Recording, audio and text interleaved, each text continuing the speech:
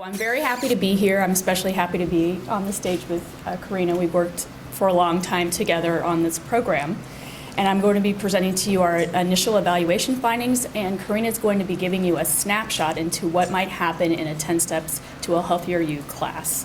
So first, I'm going to give you a little background on our program. We began as a collaboration between the Pediatric Healthy Lifestyle Center and the Healthier Kids Foundation of Santa Clara County, and we were designed as primary prevention for childhood obesity in Santa Clara County. A little background on the Pediatric Healthy Lifestyle Center itself. Some of you in the room might be familiar with us. We were established in 2006 as a full-time subspecialty practice within the Department of Pediatrics in Santa Clara County Health and Hospital System, and our mission, which I will read to you, is to provide high-quality, family-centered, community-linked preventive care, lifestyle management, and medical interventions for children and youth at risk for type 2 diabetes and other lifestyle-related conditions. Like this. Okay, so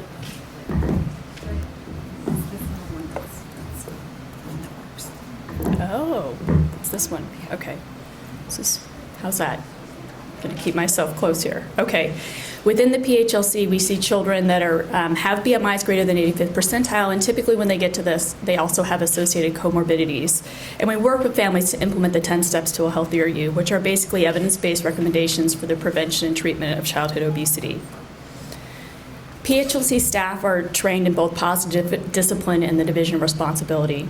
And positive discipline is a parenting approach that facilitates authoritative, that's the kind but firm parenting style that is associated with most positive developmental outcomes.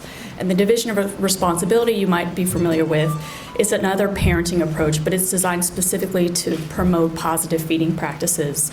And we work with families using these two skill sets to guide them in their homes to adopt the 10 Steps to a Healthier You habits.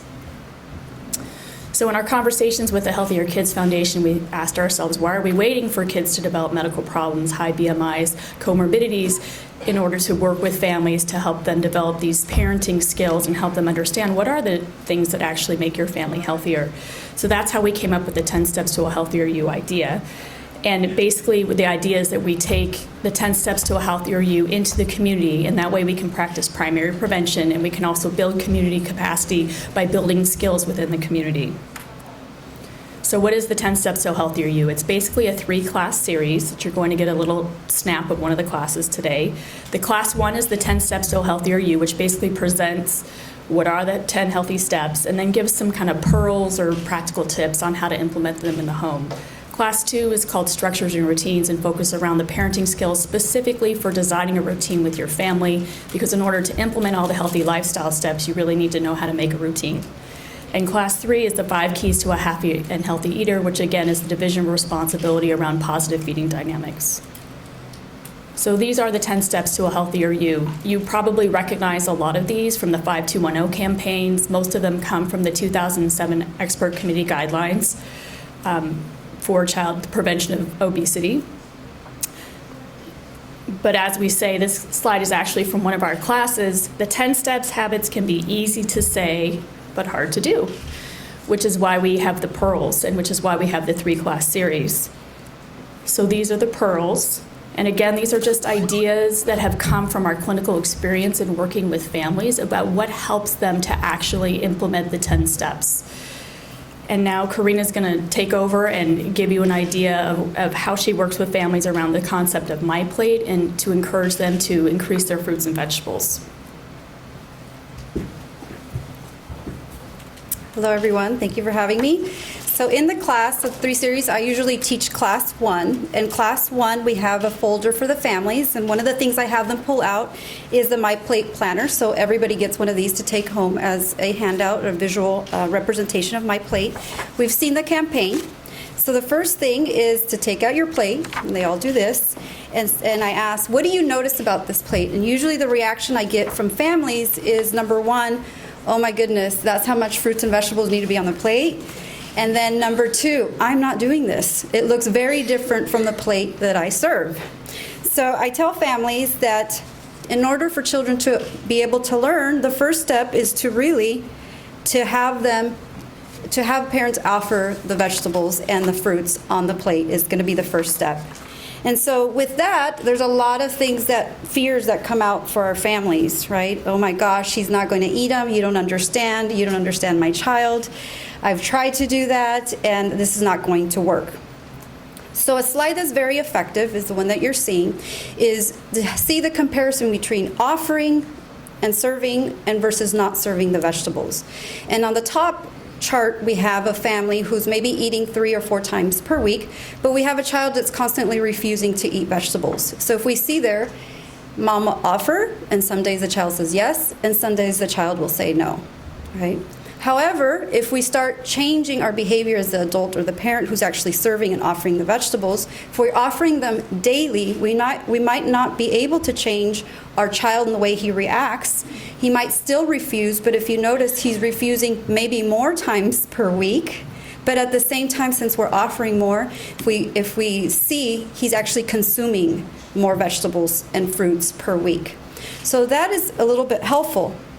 So parents often still feel a little bit discouraged within the class, and so we offer the pearl and the strategy of parents need patience and children need lots and lots of practice. And we know that that's evidence-based, that children need a lot of times in order for them to be able to try a new food, and so they need practice in actually seeing them.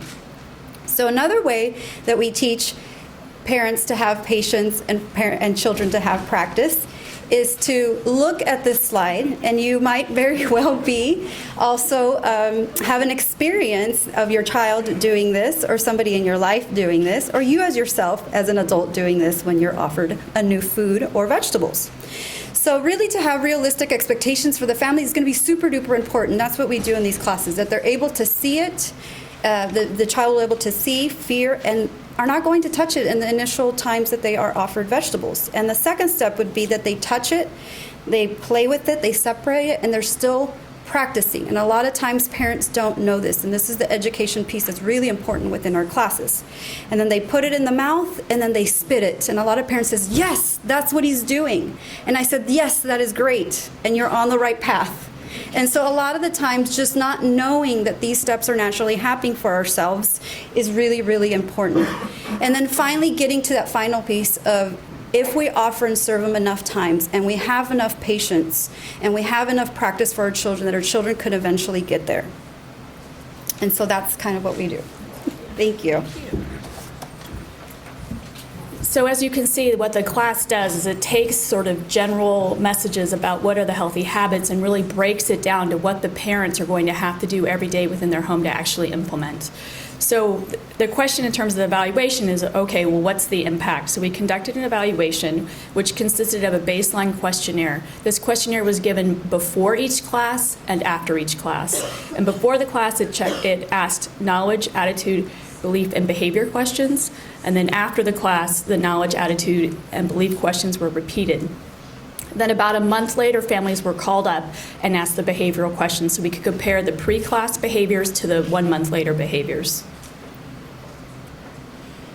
This gives you an idea of the numbers of parents who filled out the pre and post test. And so it was about 200 per class, and we only analyzed things, match pairs.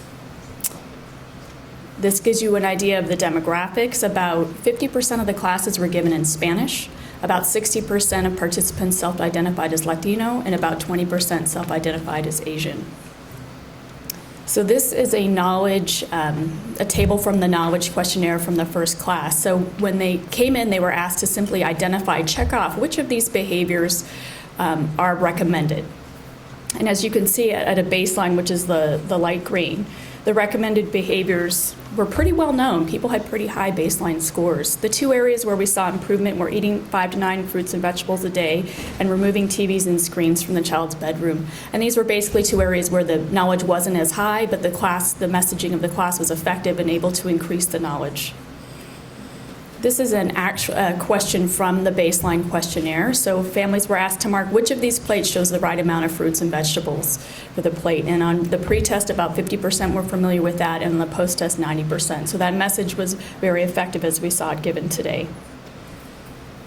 This is a slide that also relating to Class 1. In the class, they have visuals where they go through very popular, common packaged and processed foods and talk about the relative health or not healthy, attributes of those foods.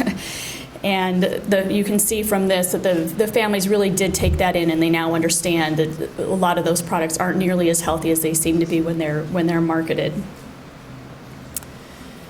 So those were some changes in knowledge, but of course we wanted to know, did the behaviors change? So when families were called about a month later, they were asked, how often are you serving fruits and vegetables, packaged snacks, and soda and sweet drinks per week? And as you can see, they did increase their serving of fruits and vegetables, likely related to the slides that we just saw, and that was a significant change. We did see a slight decrease in packaged snacks and soda or sweet drinks, but that was not significant. However, when we honed down on the group that actually had room to change, so in some of these families, they were already doing it. They already weren't serving sodas. They already didn't have packaged snacks. So when we really focused on people that were having those habits, we did find some significant changes among the packaged snacks. Again, soda, sweet drinks went down, but that didn't reach significance. So this is a slide that relates to Class 2. Remember, Class 2 was the structures and routines class, and they worked on that in depth. And basically, you can see the confidence level, if you look at the light blue bar, a higher proportion of families felt very confident in setting routines after attending Class 2. And again, how does this translate into behavior? So when families were called up about a month later, a higher proportion reported that they were always or almost always including children in routines and having routines, particularly mealtime routines, and more importantly, having children help them to set up the routine, because it's a more effective routine if the child actually participates from the beginning. And then this slide relates to the Class 3, which again is the division of responsibility in the feeding practices. So between the pre-test and the post-test, before and after taking the class, a higher proportion of families or participants rated these behaviors as extremely important. And these are behaviors related to the division of responsibility. So one is extremely important to eat the same foods as the kids, turn off screens during meals, eat together as a family, and eat about the same time every day. Again, we would want to know, how did this impact on their behavior? So when they were called up about a month later, a higher proportion of families a high proportion reported always or almost always turning off screens during their mealtime and then serving meals about the same time every day. So we were quite pleased. We saw change in knowledge, attitude, we saw change in behavior. However, we didn't see change across the board. So one area we didn't see change was in the TV and the screen time. My working theory on that is that when we did the phone follow-up, it was wintertime. And I know in clinic during the winter, there's less physical activity, it's dark, it's cold at night, and the children stay inside more. When children are inside, they typically end up watching more TV. So we would have to look more into that. We didn't see a change in pressuring or restricting feeding behaviors or in the sleep time. Again, these families had very high baseline sleep time, which was actually fabulous. There was an increase in sleep time, but it didn't reach significance. The one thing that did increase around the sleep habits is families were turning the TV off for a longer amount of time before going to bed. So that was a change that we saw regarding sleep. Families were overwhelmingly very happy with these classes. They would recommend them to a friend.